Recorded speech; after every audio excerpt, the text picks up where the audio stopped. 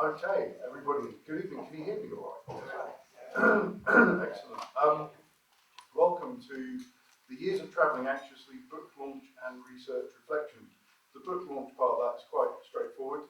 My name is Tom Sykes. I'm the author of this book called The Years of Travelling Anxiously. It's I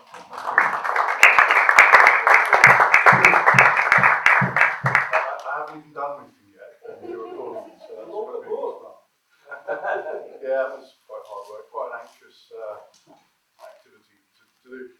It's about, as the sort of title suggests, it's structured around several trips over many years that I've done that have been quite anxiety-inducing for various reasons. And so it is a kind of memoir, travelogue type thing, but there's also a fair amount of sort of a little bit of cultural commentary and a little bit of history kind of woven in with it.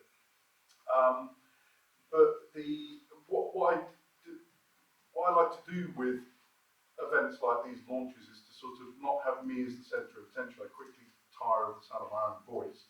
But I'm also very much into collaboration. I like working with my colleagues on things. So what I've done, the research reflection part of the title, I'm not sure quite what it means, but I picked the phrase because it seems to refer to what I wanted to do tonight, which is to invite several esteemed and accomplished colleagues and friends, all from quite different disciplines. Some of them come from disciplines that are sort of quite close to mine, but we've got quite a diversity of different, say, disciplines and research interests represented. And I've invited them all to reflect on how anxiety figures in their particular field of interest, field of research that they do, and they can do that in whichever way they wish to do. I haven't prescribed or indeed proscribed anything. So you will hear from my colleagues in a moment. I'm going to sort of bookend that with, if you excuse the pun, with a couple of readings from the book. And I'm going to be accompanied by my colleague Matt Smith, who's going to provide some kind of ambient sounds. There's also, I'm going to just, there's going to be some of us are going to be using slides for a bit of visual illustration, so I'll just very quickly, I forgot my little clickers, I'm going to have to quite awkwardly cross the stage and press a button on the computer.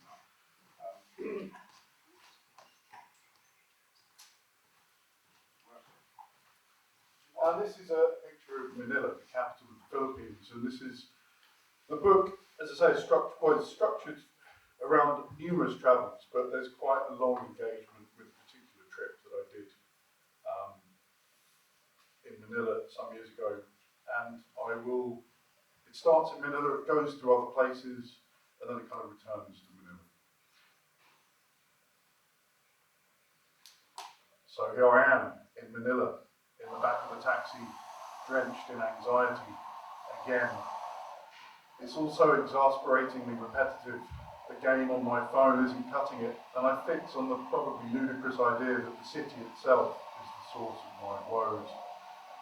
In a hauntingly phantasmal novel state of war, the Filipino author Linochka Oscar writes, "The city came out of chaos, lived with chaos, and would survive any chaos.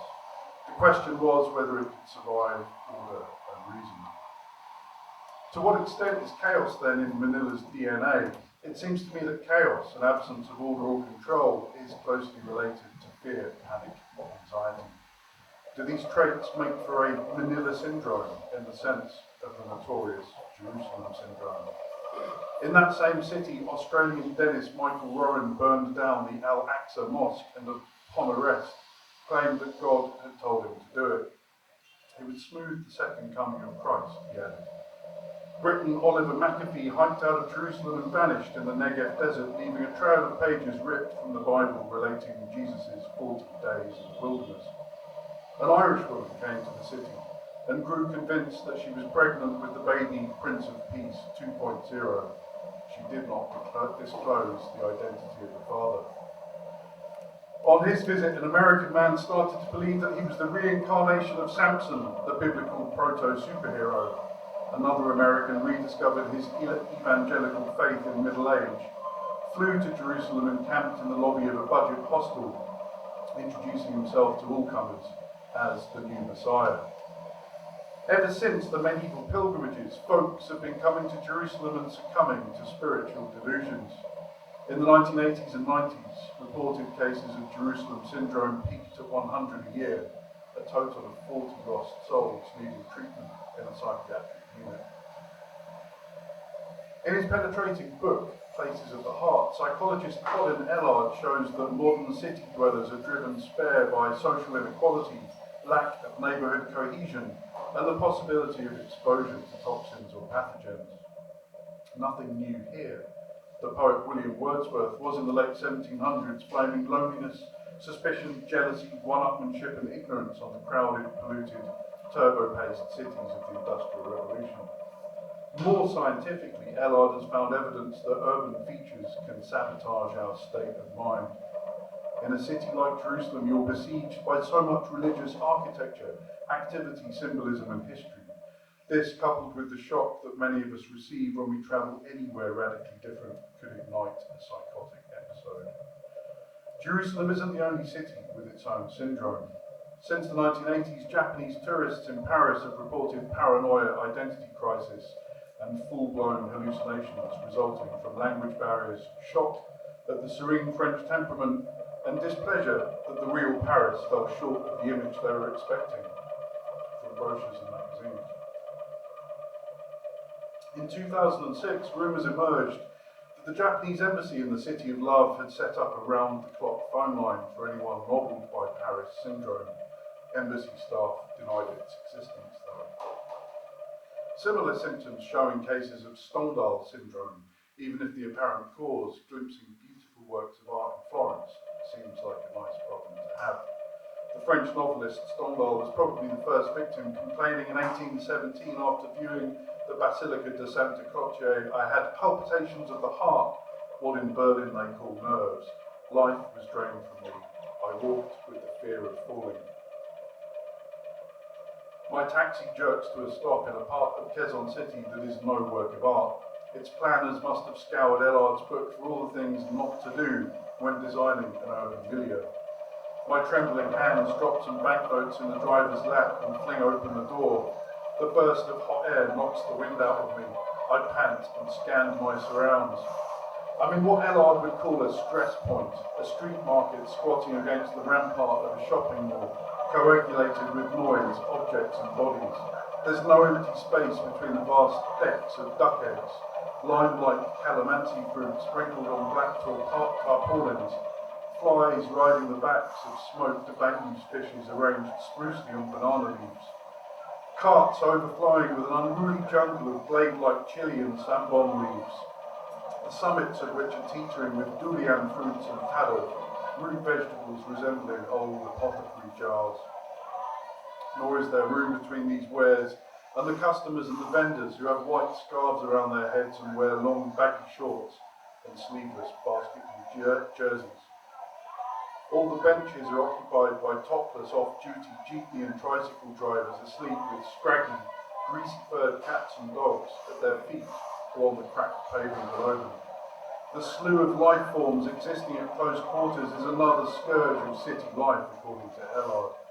Our ancestors spent so long in small settlements where everyone knew and trusted one another that today we haven't yet evolved to handle bigger populations who are strangers to each other and constantly competing for money, work and attention. That's another recipe for place anxiety, certainly from where I'm standing. I feel ever more trapped. My freedom to move is being curtailed. I can't orient myself. It's difficult to see what's round the corner. And potential flight paths are blocked, two further sources of place anxiety in Ellard's book. The latter becomes literally true when I look over at the southern end of the road and the entrance to a side street that's obstructed by a precarious stack of goods. A sofa, a fridge, bookshelves, a TV. It's as if someone was in the middle of moving house only to have been gazumped at the 11th hour. My instincts now firmly in flight mode, I start towards some bushes across the road, nebulously maroon like dyed smoke used to mark targets in the Second World War film. I soon twig that these bushes are marooned from any kind of natural space that Ellard says can mitigate the risk of psychiatric disorders in urban populations. I turn back to the market and beseech any force out there that might make everything fucking alright. Unsure how to access the mall, I skirt the perimeter of the market. I'm forced onto the busy road since the pavement has been colonised by the sprawling market. Traffic is a prime trigger for what Ellard calls adrenaline baths, based on research he conducted on pedestrians in another global southern megacity, Mumbai. Like his subjects, I have to perform an intricate dance, sidestepping and leaning away from a speeding tricycle, in an ungainly version of what characters do in Bullet Time in a Matrix film. Ellard's subjects were seriously stressed, their blood pressure and sweat gland responses off the charts, the cortisol generated doing all flavour and harm. When Ellard interviewed these same people, they claimed to be unflustered by the maelstrom of heat, noise and traffic they withstood daily. Perhaps cultural norms forbade them to complain. If someone asks me right now how I feel about almost getting run down by oncoming vehicles, I'll probably burst into tears.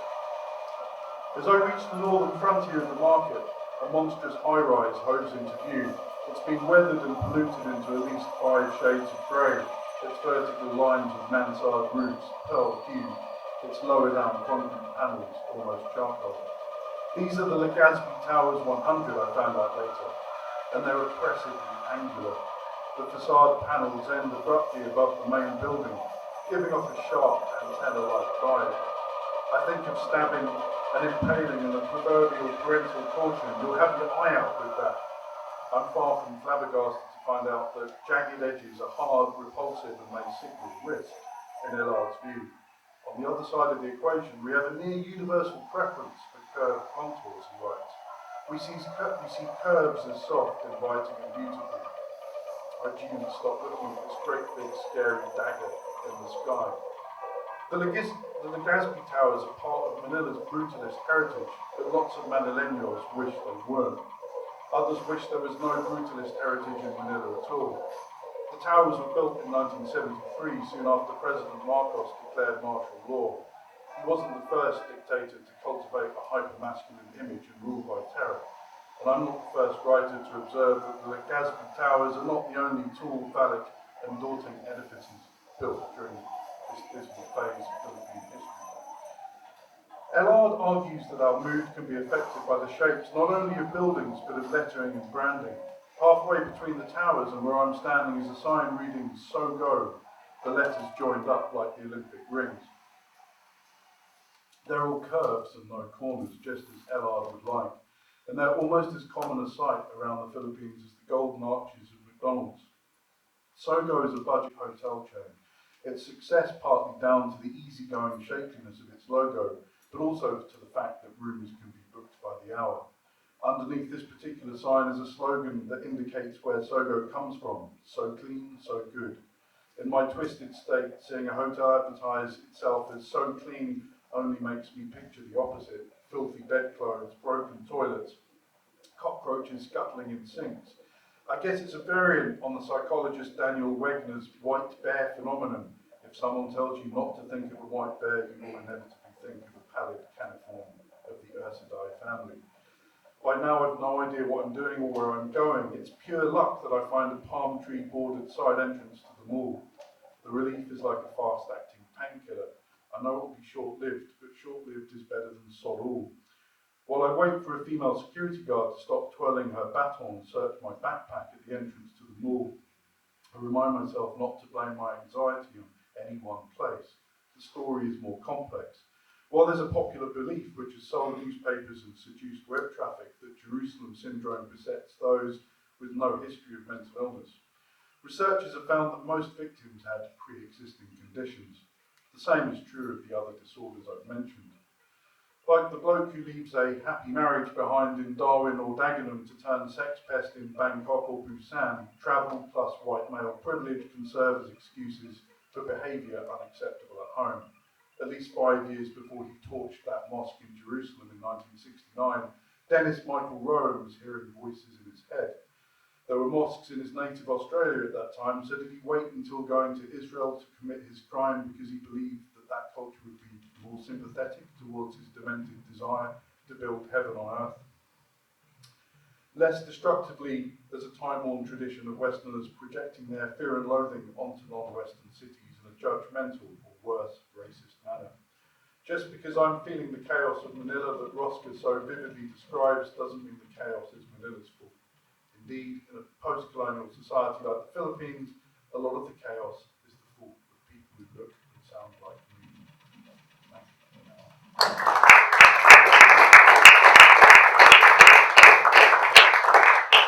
Thank you for that. I will now hand over to our first guest speaker, Stephen Harper, and while Stephen comes to the stage, I will queue up video to show. Okay, so hard act to follow.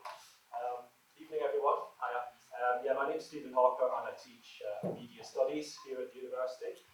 I wanted to start by, this is going to be a sonic feast, because I wanted to start by playing you a song, and we'll watch the video as well, so we can read the lyrics as well as listening. This is a song that might be recognisable to people of a certain generation.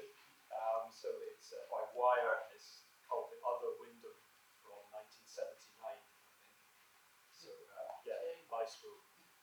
Okay, kick this off.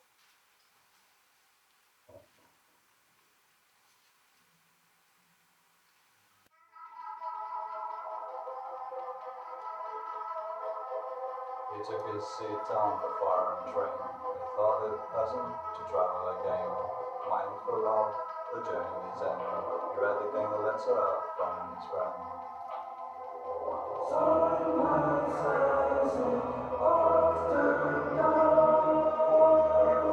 The seat was hot, the carriage fitted to just for some mile, but still he was fit to live his best thing, being at home, feeling the cold, living alone.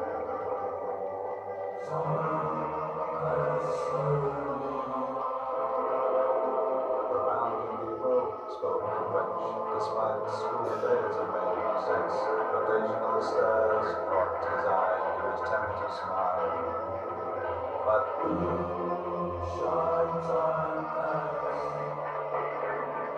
when he looked through the window, all the past time, so black was fighting for his life.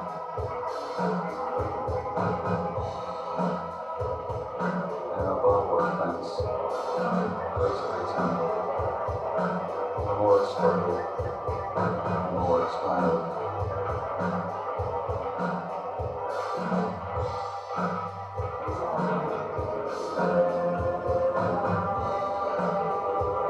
He turned away, walking his way. The outlet window had a nicer view.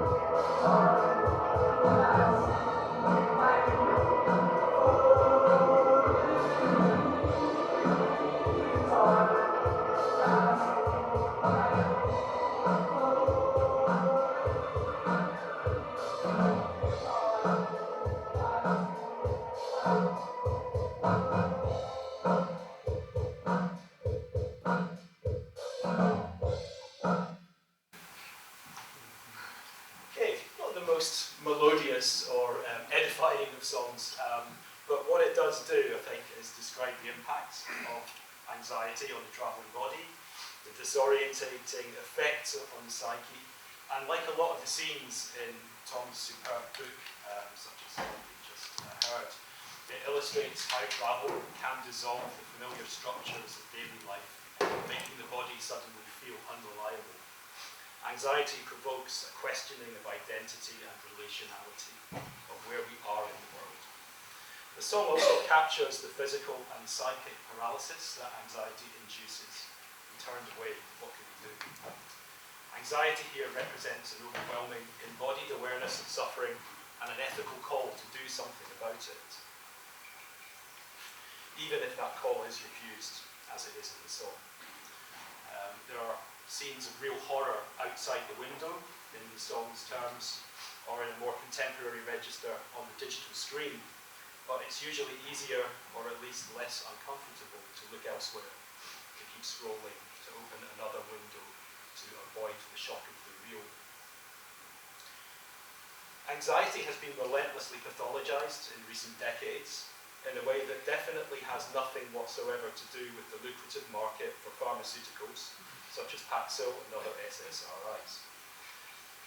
The Diagnostic and Statistical Manual of Mental Disorders has multiplied the types of anxiety disorder, the most prevalent category of mental distress today, recasting ever more varieties of human experience as diagnosable illnesses. It attempts to classify, differentiate, and ultimately manage what might otherwise be understood as a fundamental condition of subjectivity. For psychoanalysis, of course, we'll get into it, anxiety is not a pathological symptom to be eradicated, but a condition to be lived with and worked through. Not a noise, but a signal.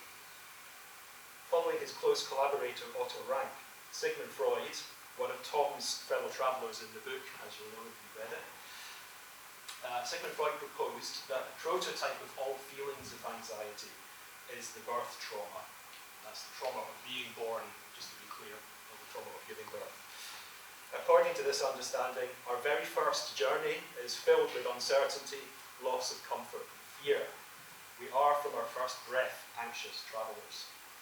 Anxiety results from the loss of the good, this is Freud, separation from the mother, or from the later Freud, fear of losing the phallus, that which makes me desirable in the eyes of the other.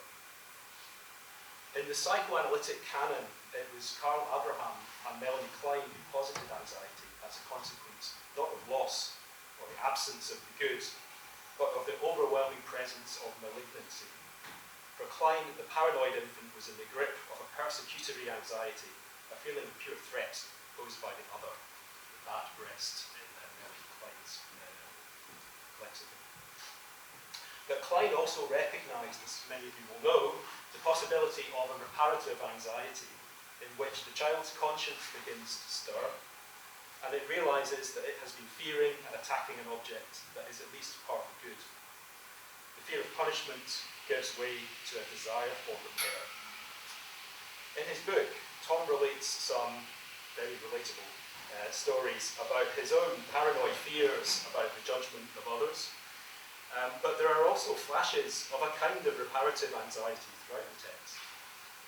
For example, when Tom describes a recurring nightmare of being behind the wheel of an out-of-control vehicle that is hurtling towards a child crossing the road. In fact, I offer this tentatively, Tom will read this, it's also possible to read Tom's text, whose final chapters chart his marriage and the birth of his daughter, as tracing a journey between the paranoid and reparative modes of anxiety, through the discovery of meaningful relationality and a feeling towards what Donald Winnicott famously called the capacity to care. In a similarly hopeful vein, but from a more Deleuzian perspective, the critical theorist Anna Minozzo discusses anxiety as an affective intensity, a kind of vibration. The word for anxiety, vibration. Arguing for the generative as well as the inhibiting potential of anxiety. Its power to generate different ways of thinking and feeling. The anxious subject for Minozzo is shaken and unsettled, but at the same time made newly receptive to and responsive towards the world. Such a movement is much needed, to put it mildly, in response to today's alienated and violent life world, from which our rulers promise to keep us safe by subjecting us to ever more anxiety-inducing measures. As the wonderfully named Institute for Precarious Consciousness write in their essay, "We are all very anxious." I quote, "The dominant public narrative suggests that we need more stress so as to keep us safe, inverted commas, through securitization and competitive through performance management. Each moral panic, each new crackdown or new wave of repressive laws adds to the cumulative weight of anxiety and stress arising from general over-regulation. Real human insecurity is channeled into fueling securitization. This is a vicious circle because securitization increases the very conditions, disposability, surveillance, intensive regulation, which cause the initial anxiety." Close quote. I think we can catch glimpses of the ambient paranoia of this hyper-securitized world and its surveillance apparatuses through well, throughout Tom's book, in fact, in its scenes of twitchy armed guards and sadistic douanier. These scenes reframe anxiety not as an individual affliction, but as the product of an unfree social order that no single individual has the power to change, and which nevertheless calls for a collective confrontation. As Tom's book gently conveys, if we can never entirely banish anxiety on our own, we can listen to it differently, distinguishing the forms that isolate and paralyse us from those that connect us to others and make ethical demands upon us. And I'll make this my final point because I want to give other contributors time. But I think in Tom's book, humour actually plays a really important role in that process. Regular, absurdist flashes, droll asides, and flights of imagination allow the reader to see the experience of anxiety, if only for brief moments, from the outside, as it were, positioning the reader beyond the suffering ego and helping to posit the co-creation of a post-anxiety world as a shared social and political challenge for all of us. That's it. Thank you.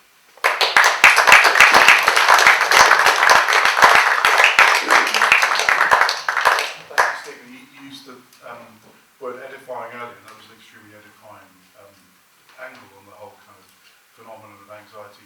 And you know my stuff better than I do, which is fantastic. I'll be nicking that for the blur when the paperback comes out. So thank you very much. So I should just say that I'm kind of introducing people quite quickly, just because we've got quite a lot of people to get through. I don't mean that in a kind of insulting way, but people, contributors can kind of say what they like to introduce themselves, however they want to introduce themselves. So I will hand over now to Pedro Salgado.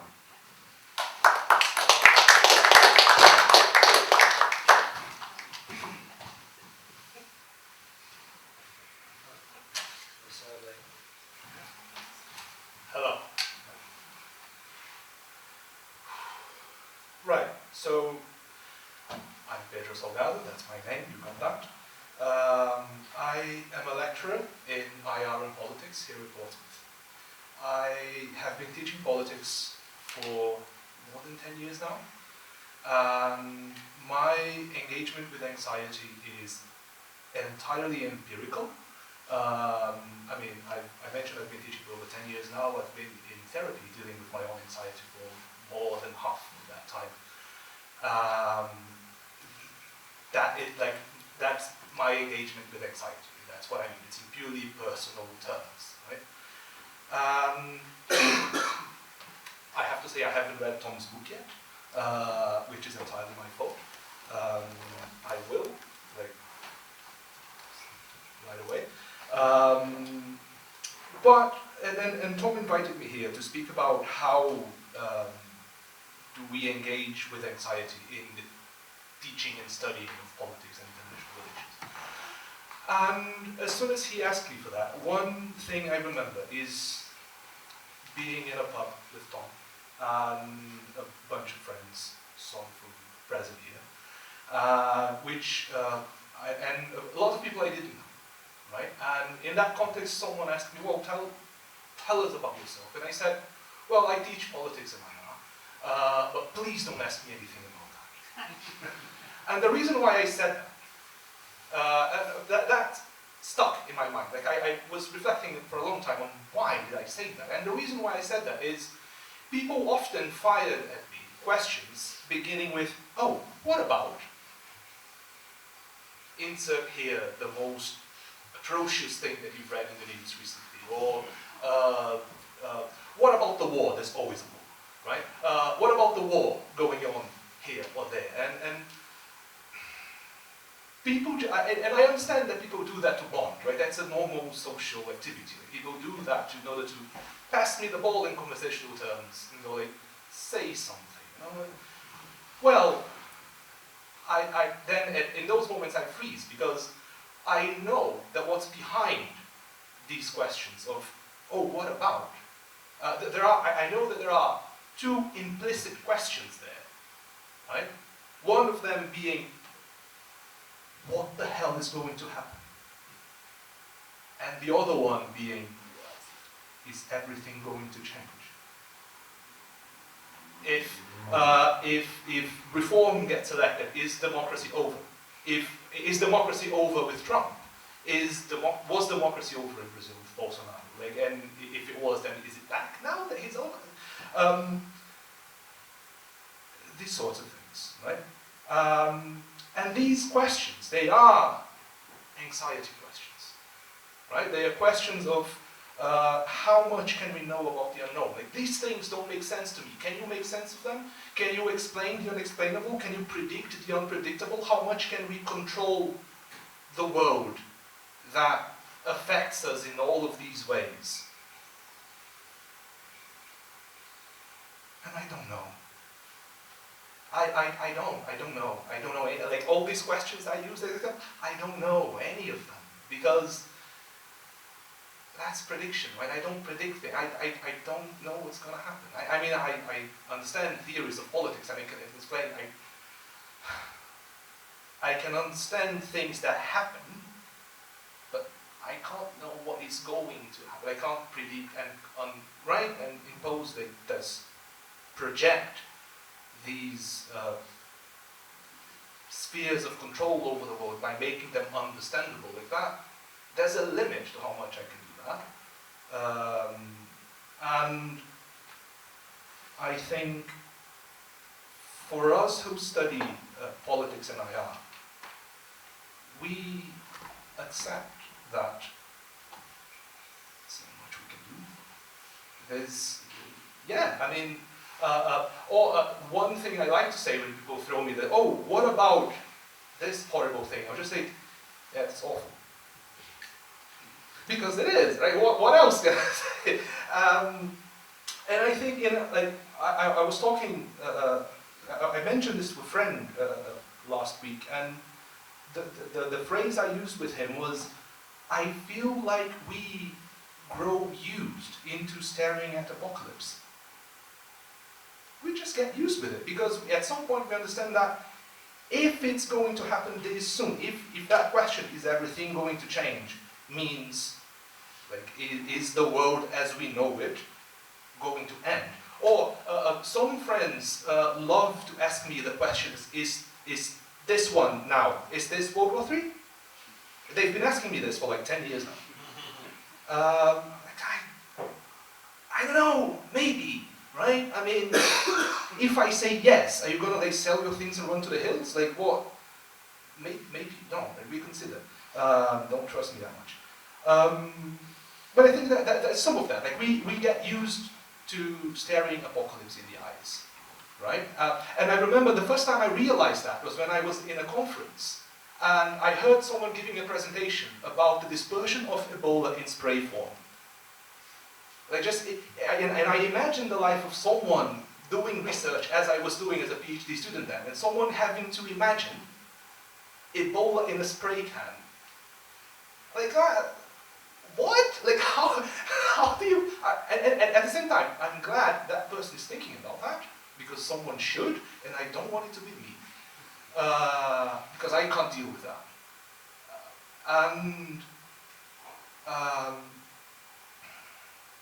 And I think that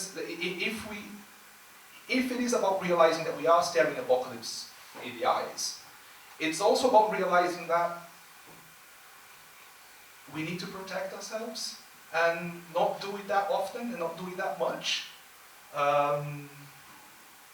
Or like to include another anecdote, I have a friend who's a diplomat, and he was working on the organization of Rio +20 a few years ago. He was translating a meeting between foreign diplomats and the local heads of security from Rio's military police. After being pressured, after being questioned so much by these diplomats about what if someone plants a bomb here, what if someone plants a bomb there, like what if someone comes with a helicopter, what if someone in bazooka in the roofs, like what? At some point, this policeman snapped and just told them, listen, if someone wants to blow this up, they will, right? And of course, the translator guy said, well, avoided the diplomatic crisis by saying, no, he's of course, ensuring that everything can be done to protect all the attendants in the conference. But I guess it is about realizing that where that boundary lies, right, in the unpredictable and the uncontrollable, and what is actually within our reaches in our daily lives. I want to finish that thought by mentioning a song by, it was made famous by Peggy Lee, the song Is That All There Is? And I knew of that song in an art installation on Tate Modern by Yong Hei Chun Heavy Industries. The lyrics are slightly changed. And they start with, I remember when they set my house on fire. We ran out into the street in our underwear. We watched it burn to the ground. And I said to myself, is that all there is to a house on fire? Is that all there is? If that's all there is, my friends, then let's keep dancing. Let's break out the booze and have a ball, if that's all there is. So, every time I think about dealing with anxiety, studying politics, every time I see news of Donald Trump in The Guardian, I think, well, if that's all there is, let's break up the booze and have a ball and get ready for my lecture next morning. Because those students will ask me about that. Yeah. Cool, that's it.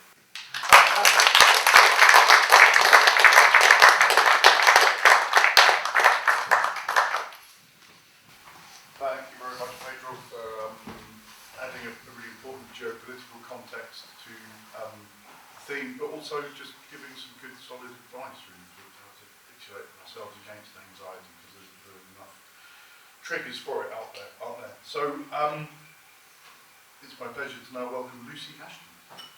Oh.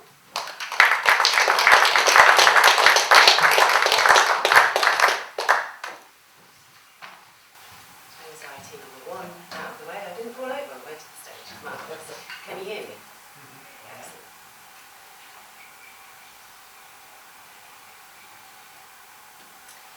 So Tom is my supervisor, actually, PhD. I'm currently researching. Do I need to move that slightly? That way? Is that better? Do I sound much deeper now? I do actually, I can hear it. So I'm doing my PhD in creative writing, and I'm really interested in the idea of empathy, which probably is quite linked to anxiety. I took a slightly different tack, but I guess this is me travelling anxiously, and maybe a little bit about why I write. And I think it links back to what Stephen was saying about those ideas of ethical demands that actually anxiety can place on us. And also trying not to stare the apocalypse in the eye too often. This is called Gadabout. It's not really a poem, but it's just some thoughts. I was considered a gadabout for most of my life, flitting from one social group to another, and it's true, I am a social creature. I like meeting people, listening to their stories, telling my own. Yet being social comes at a price. GAD, G-A-D, generalised anxiety disorder. There are many diagnoses. Except for me, it is not entirely generalised, and nor is it entirely anxiety. And in fact, I'm not sure it's even a disorder. I am anxious because, well, I don't really understand the rules. When I tell my own stories, for some, that is making it all about me. Except that I'm recalling a time when I believe what I felt mirrors the emotion in your tale just told. I'm telling you something about who I am in gratitude for you telling me something of who you are. But I see it in your eyes sometimes. I'm bad at being sociable. I am not good. It's not GAD at all. It's actually some delectable blend of neurospices, unseen and unheard in childhood, undiagnosed, and as an adult, unwelcome and unacknowledged. Don't be silly. My mum will tell you even now, not a hint of irony. She's not neurodivergent. It's just the way her brain works. The make-believe masks from the dressing up box multiplied until I had to construct a walk-in closet. That's where I retreated for about the first 40 years of my life. I could only gad about with the mask securely in place, and even then, not for long before I felt like people could see through it. What's funny is that when I stepped out of the closet, the masks all crumbled to dust. Suddenly it seemed I couldn't hide any part of myself. And now I have to move through the world wearing my own face. I do still gad about, and I still love to tell my own stories and to listen to yours. I'm intrigued. I ask questions, though sometimes apparently too many, and that is not a welcome trait. For some I am too interested, and that's intrusive. I worry then that my curiosity is bad, that I am not good. Sometimes I wish I still had a make-believe dressing up box and that I could find a socially acceptable mask, or maybe even a full costume. That would give me the confidence to know exactly who I am and what I'm doing. Perhaps then I would know how to tell the story that you want to hear. I think that maybe a pseudonym would do, because then I could hide behind a clever name and any criticism would not really be about me. In my writing, I get to tell all the stories. The stories that I've been told about others and about myself, and the stories that I want to tell. I write them and rewrite them, and I make them make sense of convoluted plot twists and complicated social dynamics that resist my comprehension in the real world. I get to imagine a world in which my anxiety withers like a rose in November, and in which empathy blossoms like a rose in June. It's not that I do not understand people and emotions and experiences. Actually, I feel them deeply. Those I cannot comprehend wound me. Like the thorn of a rose, the sharp end breaks off and burrows into my flesh, leaving pinpoints of pain in my fingertips. Like a bloomed bruise, the slightest pressure brings distracting discomfort. I really do not understand the rules, because what's the point of hate, cruelty? Why do we ostracise people for being other? Take any ism you abhor, and I am unlikely to really comprehend it. I'm not better than you, or anyone else. I get angry and frustrated, and I take a dislike to certain people, usually because they've displayed traits that I will not, cannot tolerate. I'm simply bewildered by the impulse to wound people, to crush them underfoot. That's no disorder. In a world where polarisation and division, exclusionary polemic and unmitigated hate are rife, is it any wonder that I gad about? These days I don't flit so much. Like a bee drawn to fragrant nectar, I follow the scent of sweetness. I can't avoid the anxiety because I cannot completely turn away. The world demands that I pay attention. My anxiety, though, is not generalised. My attention is not disordered, nor is it deficient. It's sometimes scattered on a breeze, or obsessively hyper-focused.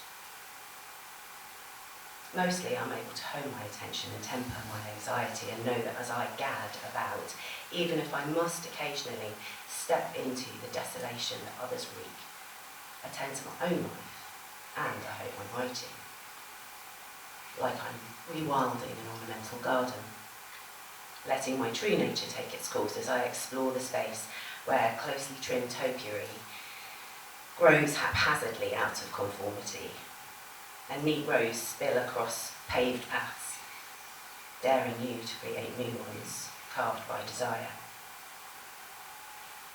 and where every beloved weed belongs, and where tiny so-called pests are welcome.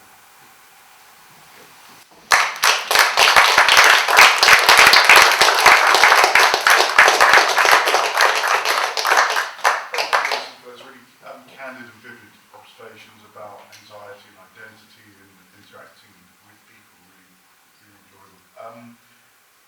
I now present Rebecca Janica.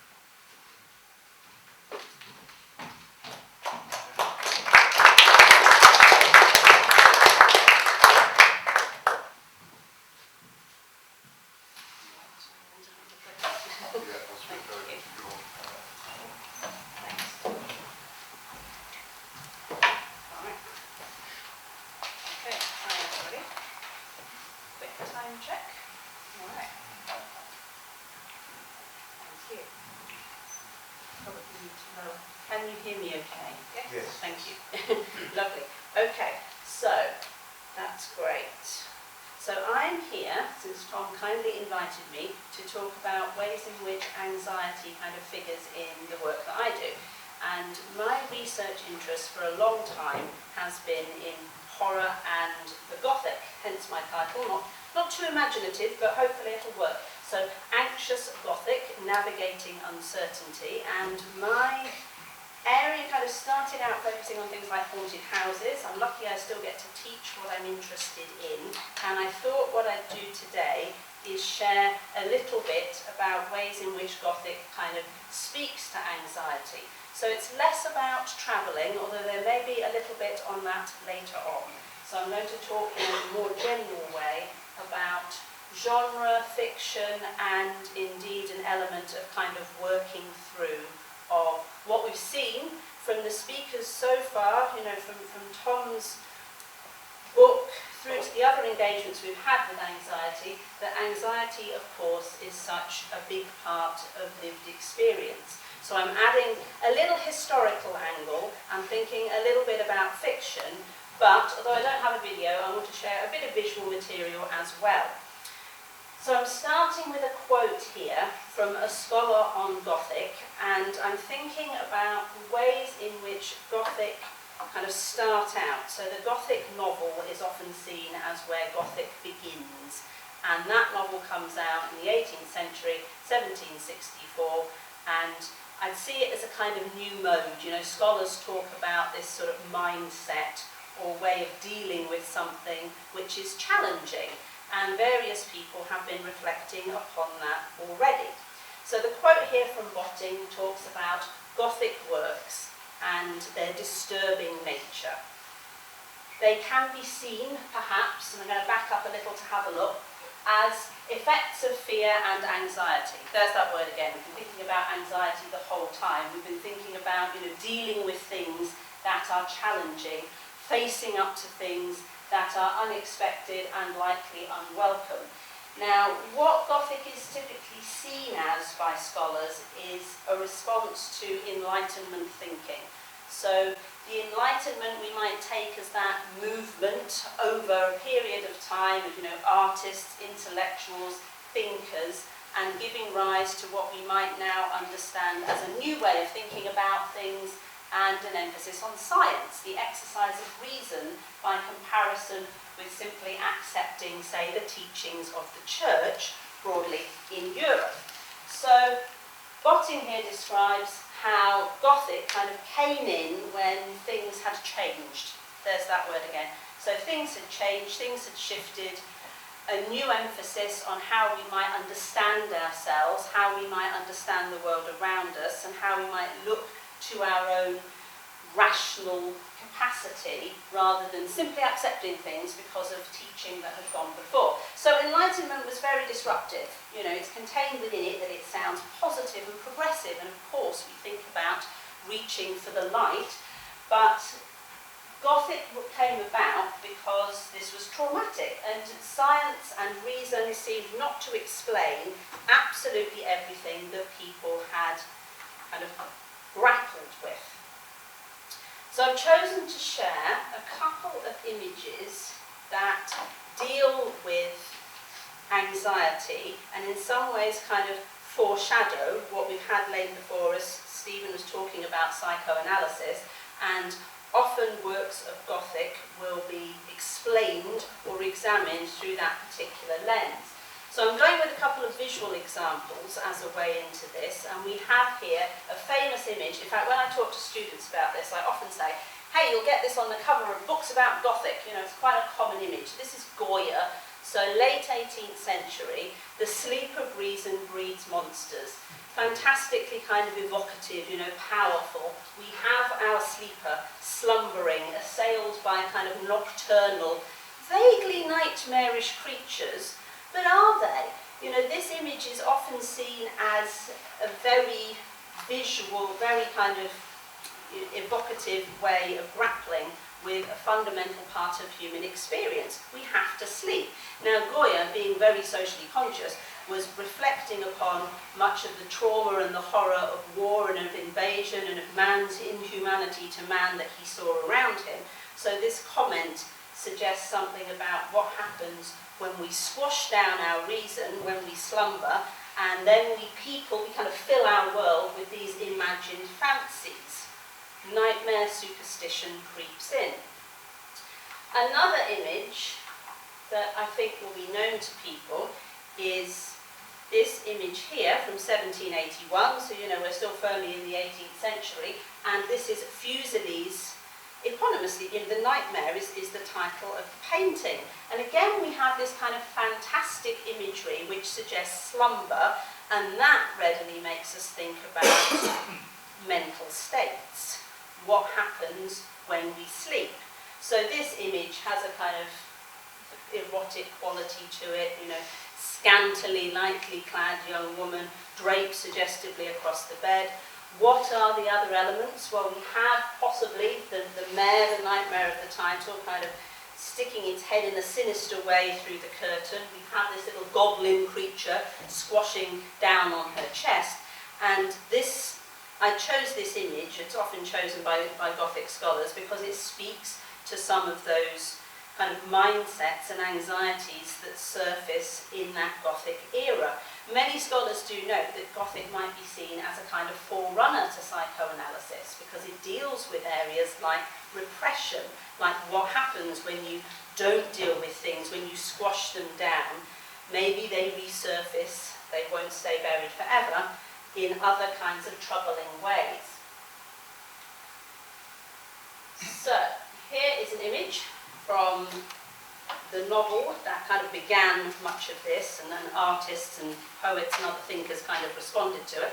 You know, when The Castle of Otranto came out, a lot of what it did is the sort of thing that we now recognise in Gothic stories. You know, a spooky setting, the castle. We have villains and heroines. We have secrecy. Repression is figured by the story elements and the themes, you know, crimes, whether that's an individual thing or more of a social thing, that have been covered up, but they don't stay buried, of course. If you have only a passing familiarity with horror films, you will know that often those stories are all about a crime, a body coming back, those sorts of ideas are very much part of Gothic. So European Gothic, we have an example here, for instance, from Anne Radcliffe. She kind of famously, in European Gothic, played around with ideas about the supernatural, things that we might associate with the spooky Gothic tale, you know, the idea that someone has perished, it turns out to be, the heroine coming across the corpse, it turns out to be a trick of the light, that kind of thing. And I said I would mention travel. And at this point, when we're in the 18th century, we have Gothic finding its way from its European origins across the sea. So once colonialism starts to take hold, we have Gothic going from the European origins into America. So this is one of the key kind of American Gothic texts. You know, American literature from the earliest was Gothic, preoccupied with anxiety, with what America was trying to do better, leave behind in the old world, this new nation, you know, founded on Enlightenment principles, but also much anxiety about what Americans, or new Americans, found when they got there. The wilderness, the woods, the wild creatures. So a few more images just to kind of share this idea. Of course, travelling beyond those borders, we have American Gothic, but Gothic also finds expression in other, maybe unexpected places, like Australia, so the Australian outback. Sometimes Gothic is preoccupied and anxiety centres upon the world around us, how we relate to it, whether we can manage it. In more modern iterations, we might think of eco-Gothic. And within American Gothic in particular, social anxiety about ills like founding a nation upon institutionalised enslavement of people. But we also think in other modes and other forms about individual stories. So if we are familiar with a tale in a theatrical setting like this one of the woman in black and an individual's story of trauma and of loss and of bereavement, also has a powerful Gothic element. And of course Gothic is literary, it may be found in art, it may find its way into theatre, into games, increasingly into comics, other art forms, and of course we also find it continually updating for things that shape our modern life. So, you know, a Gothic novel like Frankenstein, very concerned with science and Gothic in the day, finds its way in the early years of cinema into a very modern version of that tale. So I shall wrap this up with some brief observations that Gothic essentially kind of emerges at a time of upheaval. So it chimes with change, and it's to do with working through, to kind of go back to that term that Stephen flagged up earlier, this idea that these things, that they can't be ignored forever. You can try to hide them, you can, you know, bury that body, or you can ignore that trauma, or you can pretend that didn't happen. But Gothic teaches us that that's not wise, that's not feasible. That kind of forerunner to much of the sort of work of psychoanalysis and perhaps the therapy speak that we now have. So strong links to psychology and psychoanalysis, and very much a way of engaging with things that are integral to our lives, our personal lives, and to the societies to which we contribute and in which we live. Thank you.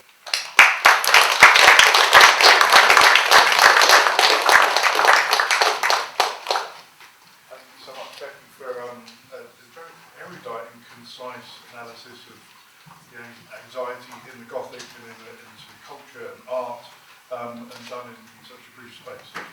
Really well done, thank you. Next up we have Will Sutton.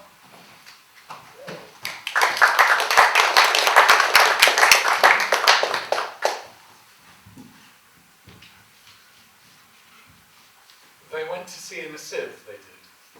In a sieve they went to sea. In spite of all their friends could say, on a winter's morn, on a stormy day, in a sieve they went to sea. And when their sieve turned round and round, and everyone said, you'll all be drowned, they called aloud, our sieve ain't big. We don't give a feather, we don't give a fig. In a sieve, we'll sail to sea. I'm going to talk about an anxious traveller who wrote about anxious travels. And there are many reasons that Edward Lear did that. I'm going to try and replicate one of those reasons for myself by putting on a timer, which is going to go off, which is how I think Lear felt for all of his life. I loved these stories as a child. I loved especially the stories of disastrous journeys, terrible collapsing homesteads, and ruinous love.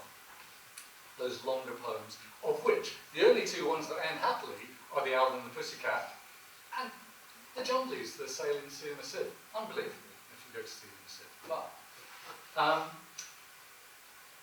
it was a perfect diet for an anxious child growing up, reading about these terrible journeys.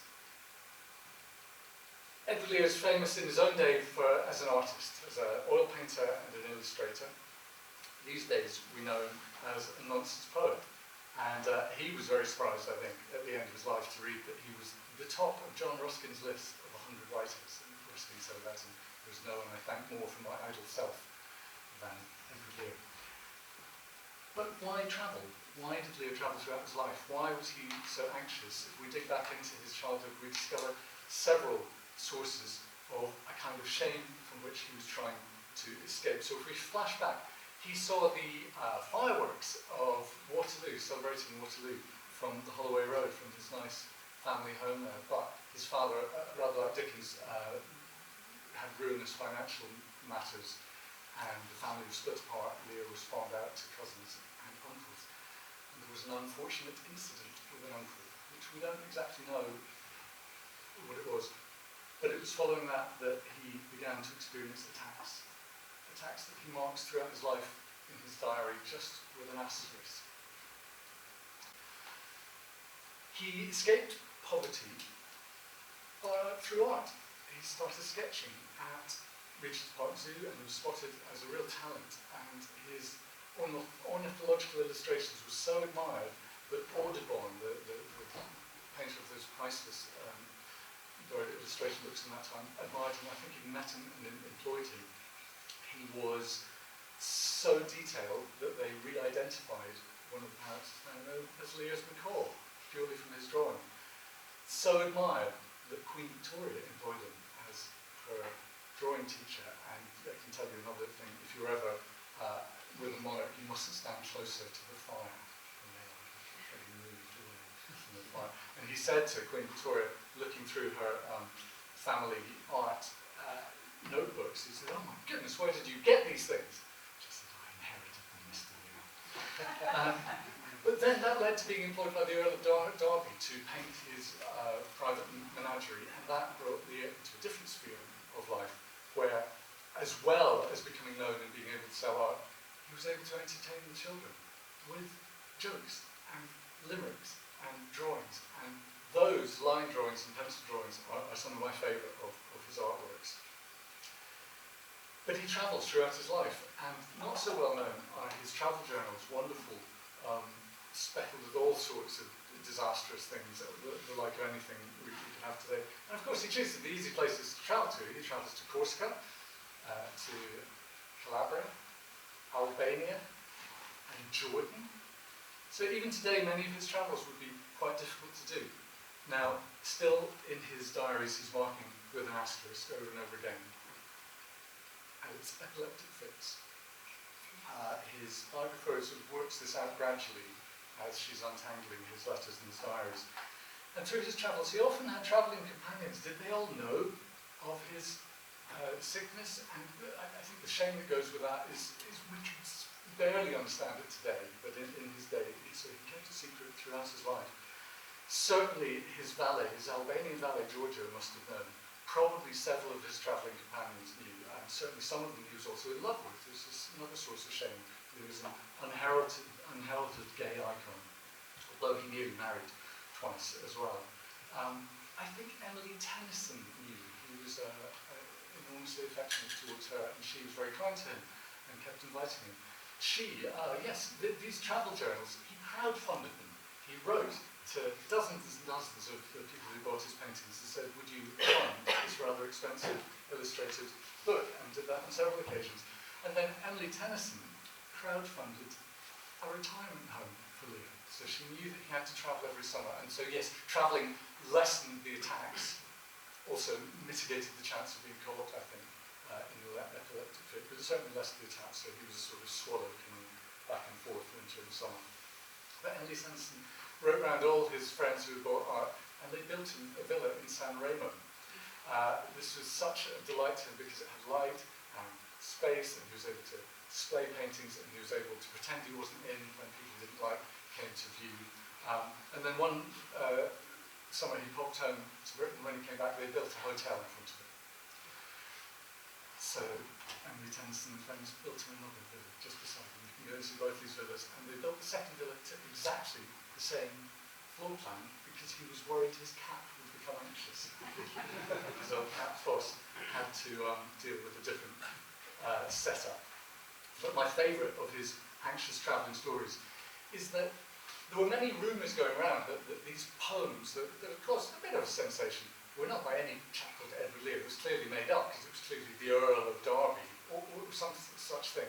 And Lear heard some young ladies on a train discussing this one day with their friend and absolutely declaring that there was no such person as Edward Lear. He was a figment of the public imagination, and whatever you thought about him, you'd never meet him.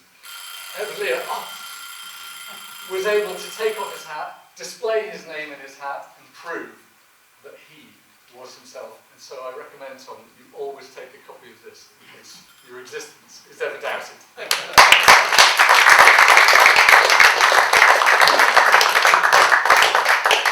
Well, so many revelations. I had no idea that it would be a crowd-funded crowd writing, let alone all the other stuff that you revealed. Thank you very much for that. So we will move now on to my colleague Alison Hayes.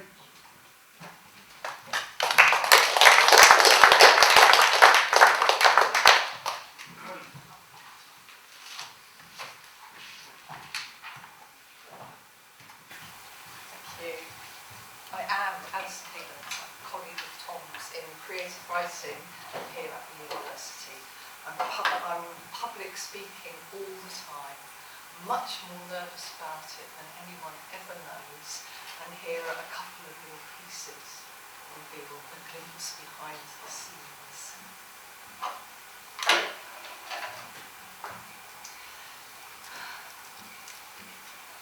Now what? Angst, because the poem I'm performing is too long. Too short?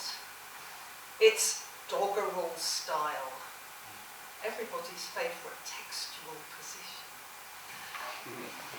Do I look fat in this line? Can you see my roots in this rhyme? Might onomatopoeia please you, or may my metaphors offend? I can't alliterate in case I spit again.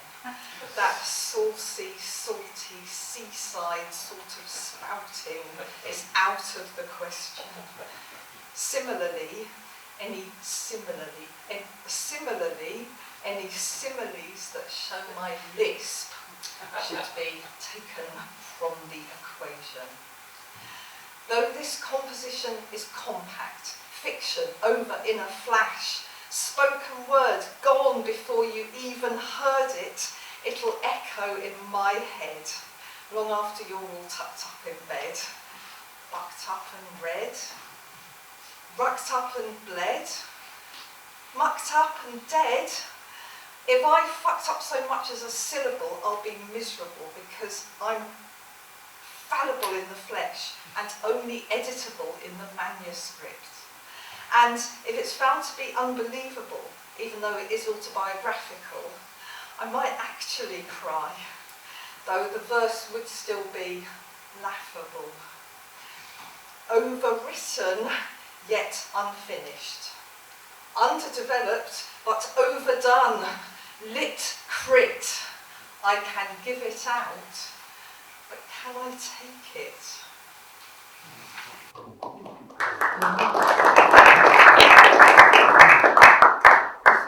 This one's called Away Day. Some of you might actually have been there. Because I thought I couldn't breathe in the Trafalgar Ballroom during the breakout session when we were meant to be talking, because I felt I couldn't think without my lucky charm. I swung through the swing door, set off the fire alarm, because I always do this thing. Take a secret toke, puff a peaceful pipe, blow one ring of smoke, drawn to the warm guff of gunpowder, because I prefer it to work to banter. During the lucky breakout session, when we were meant to be charming, easier to seem to be off for a pee, because I thought I couldn't breathe, barely a hair's breadth from my team, swung doors still swinging, before I did the thing I always do.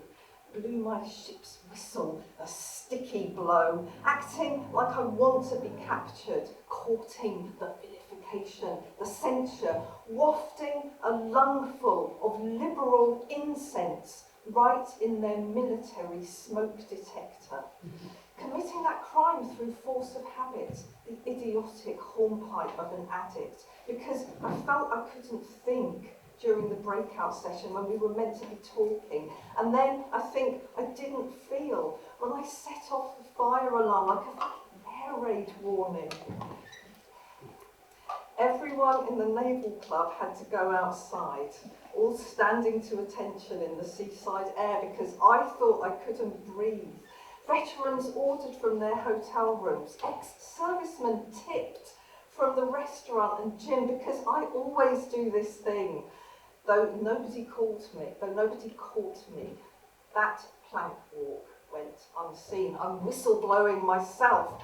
I know how bad I've been, but after a quick salute at the Victory Bar, I swung through the swing door back into the Battle of Trafalgar.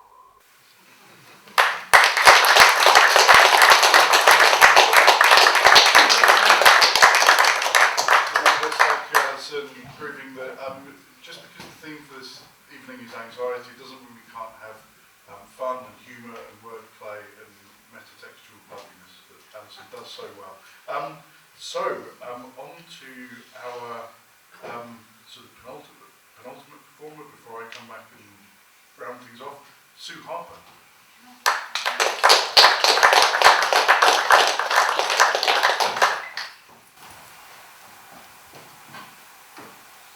Right, thanks.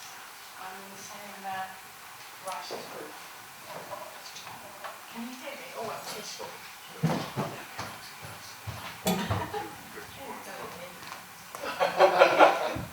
Very Okay. so there we are. Okay, great, thanks. I think there are two emotions that are very important in fiction and often disregarded, anxiety and embarrassment. And they're both a twofold phenomenon. There can be textual embarrassment and anxiety and authorial embarrassment and anxiety. And when embarrassment is feared or experienced, it's a short index, that's something important, is afoot. Something unaddressed, something unacknowledged. Whoops. Oh, sorry. Sorry, Tom. Something unacknowledged in the very node of the text or the unconscious. Embarrassment is a recognition of excess, a lack of confidence about one's own authorial competence, frisson in the face of cultural shock. Embarrassment always displays itself by mixed or chaotic discourses in the language of the text or the mind. And the best examples I can think of in fiction are Lawrence Sterne's Tristram Shandy or Cervantes' Don Quixote, disquieting, unpredictable, doubled, quixotic. In fact, you never find embarrassment in realistic texts, and that can be instanced by the meticulous consonance of discourses within them. Now, anxiety, and this is the crucial part of what I want to say, is something else. It is the worm at the heart of some texts and some writers. And I would say that anxiety is a powerful driver of creativity, much more so than embarrassment, as it is always based upon fear. And anxiety is potent because there's never any resolution in sight. Once one fear has been dealt with, another one will step briskly in. I would say that anxious writers are Kafka, Ovid, Proust, Joyce, and they are writers whom one cannot understand without seeing that anxiety binds them all. Anxiety writers are uncannily alert to the vicissitudes of change, and they know that one transformation can succeed another in dazzling array. What anxious writers fear is the loss of the self. They fear the willful appendage. They fear the weather. They fear the frog in the throat. They fear a new wrinkle. And that's what makes them who they are. Now, it changed my whole mental landscape when I realised that I was like that too. Even in my academic writing, what preoccupied me was the motor of change. What made certain genres appear at some times and not at others. What determined patterns of cultural transmission. What secret code was inscribed within the work of art. and how you could find it out. There is an automatic relationship or correlation between personality types and the art they produce. So I am a warrior. I am the best warrior in the world. And that carried over into everything I wrote. I mean, everyone has the same fears, don't they? Aging, loss, death. But with the anxious author, as I said, one fear succeeds another in rapid succession, and one possible solution too. This may work, they say, and then, perhaps not. So the most common form for such writers, for anxious writers, is the episodic one. The picaresque is their mode, not for them. The grand sweeping narrative, like those of Tolstoy or George Eliot, because they don't provide enough hostages to fortune. Well, how to proceed? Well, why? By embracing one's productive neuroses and trying to erase or minimise one's unproductive neuroses. That is to say, by trying to make every new tick or twitch, whether in the body or in the text, turn out to be best, to be more funny, to be more inventive, to be more risk-taking. The anxiety text is like a roller coaster. It's no good expecting it to be like a big wheel or the tunnel of love. Tom, welcome to the land of bumpy rides.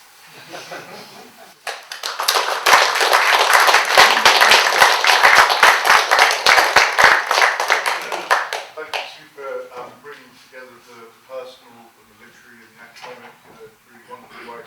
And also just a special thanks from me to you, Sue, because you read a lot of early drafts of the book. You gave me some really helpful feedback, which then found its way into the final work. I hope I did your feedback justice. People can find out when they read the book. So, I now welcome Matt Smith, plus props and puppets and all sorts of fun stuff like that. Do you have a Matt? No. Puppeteers don't lead a hand, but they do. Puppeteers generally never lead a hand. They always just need room.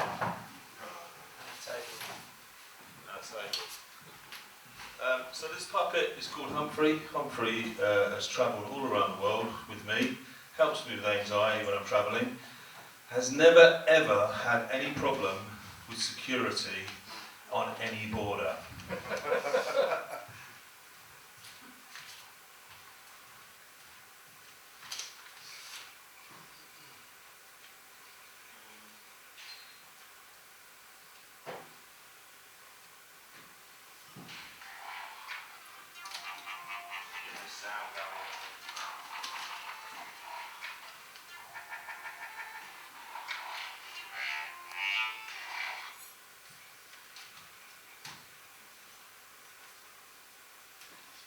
Puppeteers have to do their own sound as well.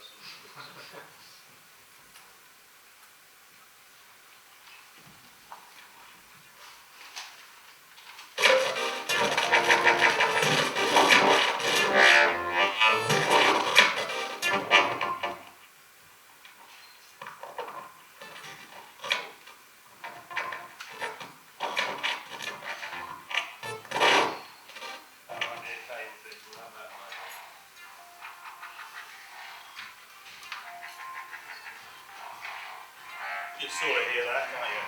Yeah.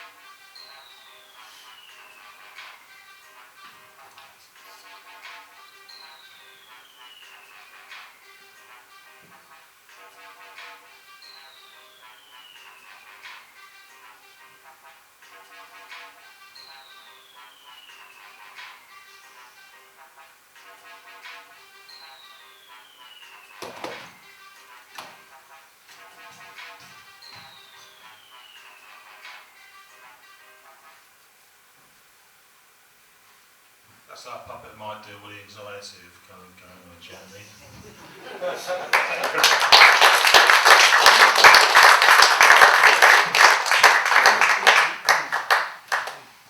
Thank you, Matt. Tremendous stuff. I so identify with the little guy in the suitcase. It's uncanny.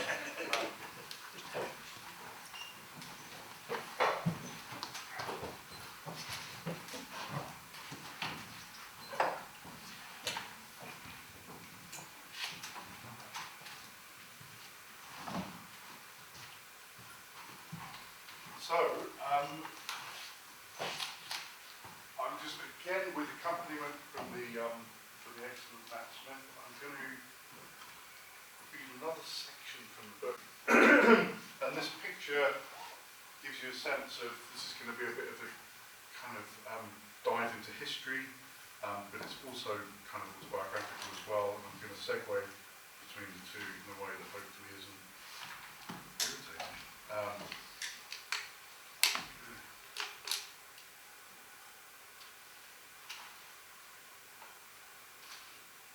Are you ready, Matt?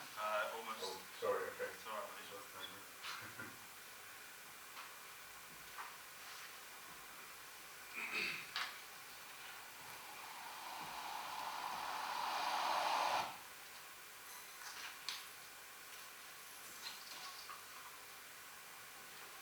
How anxious was Emile Hollanders when he crossed the English Channel in 1858? From Kempen, now in western Germany, my forefather may have been born too soon and not easterly enough to have suffered in the pogroms.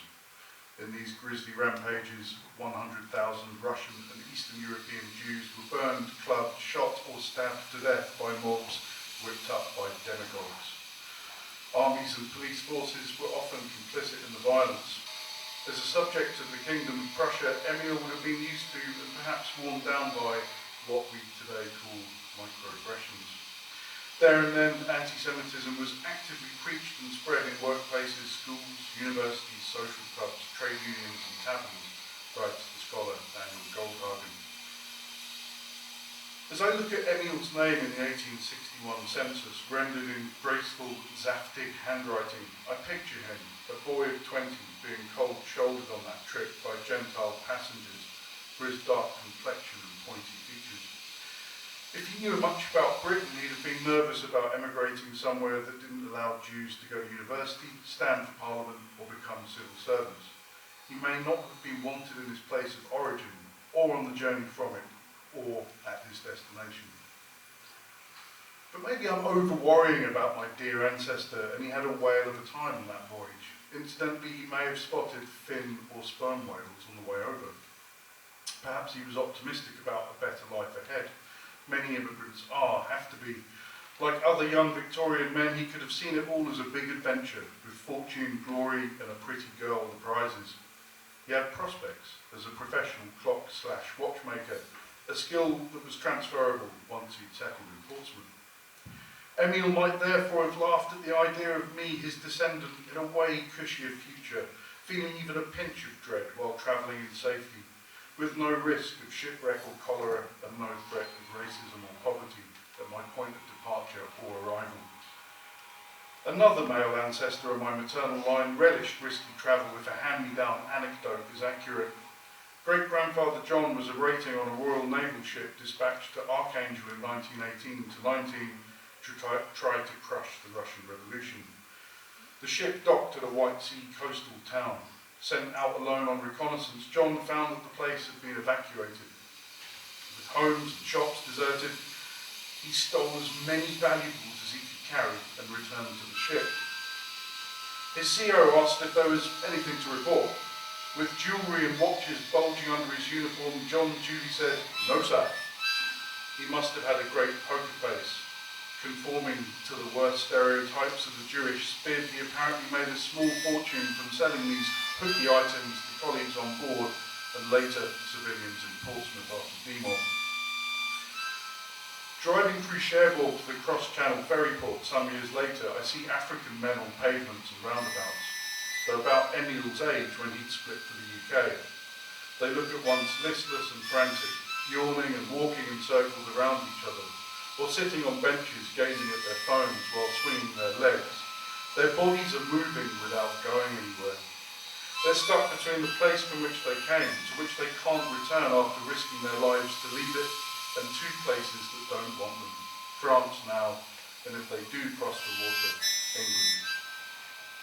Whether you've done anything wrong or not, it's hard for the calmest person not to feel a flicker of fear going through immigration control wherever in the world you are. The beanie-hatted, puffer-jacketed police or frontière officer holds my passport up to the light and studies it with one eye closed, like a jeweller searching for a cutting error in a gemstone. He lowers the claret-bound document and stares at me, both eyes open. Nobody's passport photo ever looks like them, yet this has never caused me bureaucratic grief before. He pushes a pen and notepad across the desk. Write signature. Write my own name. This should be easy, automatic, second nature, but not in this state. I got little sleep last night and spent the morning stomping aimlessly around the campsite I've been staying on with relatives. Already feeling disconnected from myself, now I must undergo these tests of selfhood. Is that picture of me really me? Can I prove that I am me by writing a signature that looks enough like the one in the passport? Itself a document designed to prove that wherever I go in the world, I am me. If the passport photo resembles us less as our appearance changes from age, stress and poorly chosen haircuts, does our signature alter over time too? Even a small divergence between what I write now and what's in my passport could trap me in France on suspicion of illegal emigration, maybe like the Africans earlier. I shakily hold the pen over the notepad. I consider what else about ourselves changes and whether these changes are so frequent and extreme that they make us contradictory to the core. People like to believe that they are the same. They are the same at any time, in any place, acting consistently according to a fixed personality and set of attributes, like a computer game character. Our culture reveres the consistent, steady principles, but my anxiety-barraged brain reckons this is rubbish. Doesn't the self shift constantly? Tom who goes down the snooker club might as well be a different person to Tom the lecturer, Tom the uncle, to Tom the nephews, and within those selves are more discrepancies. Tom the writer is a fairly intelligent life form. He has a high level of knowledge about a few tiny aspects of life. But Tom the writer has also done some epically stupid things. So overall, am I bright or dim? I've been kind and I've been unkind, more the former than the latter, I hope. I can be forbearing or I can be severely impatient, especially when I'm anxious. The French psychoanalyst Jacques Lacan argued that this self-uncertainty starts in babyhood when we first notice our image in the mirror. We're relieved to gain a sense of ourselves as a living entity, but the coherence of the body we see, the head attached to the torso, the knee bone connected to the thigh bone as the old song goes, is at odds with the lack of control we have over that same body. At that age we can't walk, talk, eat or defecate without help. As we get older and gain more power over ourselves, we don't solve this identity crisis, Lacan argues. In fact, it gets worse as we come into conflict with the symbolic order. The systems of language, law, and social norms to which we try to conform, but we never can, since these systems themselves are conflicting and fragmented. This is especially true of language, in which words are never quite able to represent the world, our ideas, or our feelings. Monsieur, prompts Beanie Man, write your signature. I make a squiggle on the page. It sort of resembles the squiggle in the passport below the picture of some chubby-cheeked, big-nosed, brown-haired, middle-aged man called Thomas Sykes. Beanie Man waves me through, holding me with a wary gaze that screams, I'm still not sure who you are. Well, that makes two of us, mate. I scuttle up the gangway, my hope misplaced that the fear will evaporate after this tense encounter. Get on a boat in the mid-19th century and there was no shortage of stuff to scare the shit out of you. Well, there was a renaissance in the industry at this time, with some vessels pioneering onboard entertainment and electric lighting. If you were poor and on a cheap ticket, as Emil must have been, you'd have to sleep on the floor in the chilly, damp, rat-infested hold and provide your own food. If you hadn't brought fruit and veg, you could get scurvy. Other diseases were available, from smallpox to measles, which spread easily in cramped conditions. Even if you harned your health, you'd be vulnerable to thieves and hustlers and menaces beyond the bulkheads. In 1858 alone, there were 24 shipwrecks in or around the English Channel. I don't like those odds.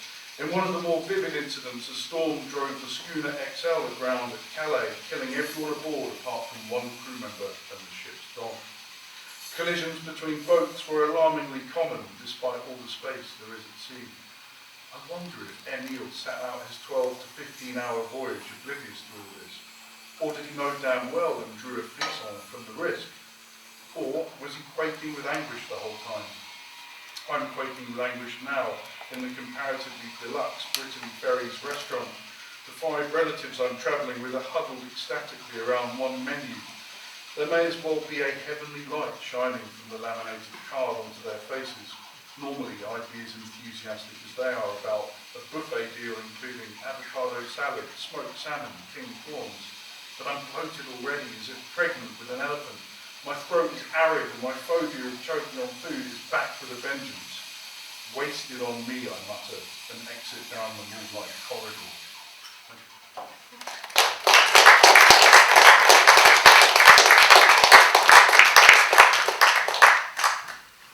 Okay, so my watch is broken, so I'm going to keep looking at my phone. Good. So I just will thank everybody who, first of all, the performers, Stephen Harper, Pedro Salgado, Lucy Ashton, Becky Janica, Will Sutton, Alison Haven, Sue Harper, Matt Smith, and also to Matt for helping me out, supporting me with these readings. Can we also thank Russ Percy, who's done a brilliant job of all the technical stuff, the reason why you can see me and hear me, and this has been audio-visually quite successful, I think, is very much thanks to Russ. Can I thank Lincoln Garrett as well, who has helped support this. Through his role as our kind of research and innovation wizard in our faculty, in our school indeed. He has also worked it so that we've got something free from the university. So there's some wine, there's some non-alcoholic wine. Yeah,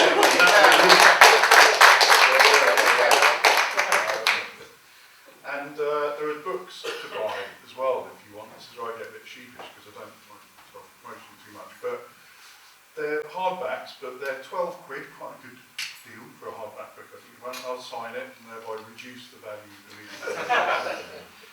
So if you want to get one of those, can't use the excuse of not having cash because I've got one of these sort of funky apps on my phone that will take card payments. Just to put that quick. But yeah, do please stick around. Well, thank you for most of all to everybody who came, because it would have been a bit weird if we just stood here. The 7 of us, and well, we'd have still had a good time, wouldn't we? But it's better when people come to events like this, I tend to find. So yeah, do stick around. I think we have to wrap up about 7. So yeah, let's not let this free stuff from Portsmouth University go to waste. Thank you again.